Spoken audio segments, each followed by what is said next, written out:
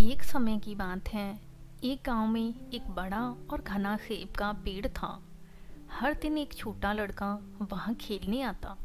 वह पेड़ पर चढ़ता, उसकी डालियों से झूलता और उसके मीठे सेब खाता।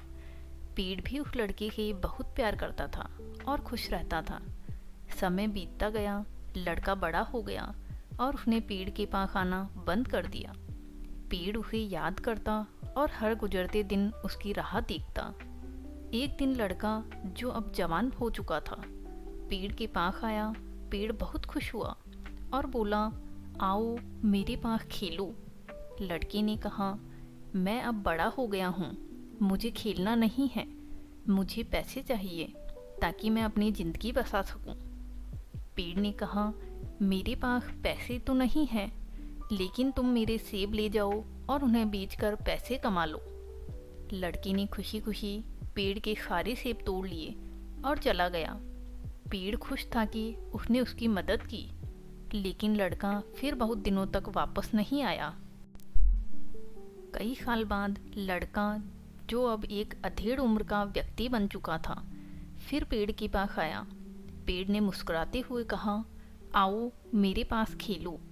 लड़के ने कहा, मुझे खेलने का समय नहीं है, मुझे अब एक घर चाहिए जहाँ मैं और मेरा परिवार रह सके।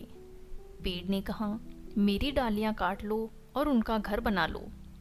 लड़के ने ऐसा ही किया और चला गया। पेड़ फिर खुश था, लेकिन अब वह अधमरा हो गया था। कई साल और बीत गए। लड़का, जो अब बूढ़ा आदमी बन चुका था, फिर पेड़ के पास आया।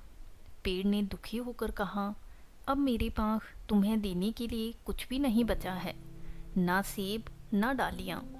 बूढ़ा आदमी बोला, मुझे अब कुछ नहीं चाहिए, बस थक गया हूँ, मुझे बैठने के लिए एक जगह चाहिए।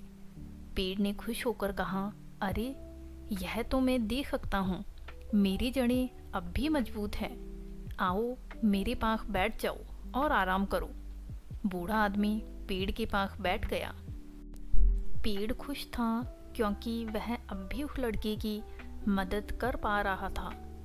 यह कहानी हमारे माता पिता के निस्वार्थ प्रेम को दर्शाती है। वे हमें हमेशा देते हैं बिना किसी शिकायत के। हमें उनकी देखभाल करनी चाहिए और उनके त्याग को समझना चाहिए। दोस्तों, अगर यह कहानी आपके दिल को छू गई हो तो इसे लाइक और शेयर करें। हमारे चैनल क्षमा की रोचक कहानियों को सब्सक्राइब करना ना भूलें। ऐसी ही दिल को छूने वाली कहानियों के लिए जुड़े रहें। धन्यवाद।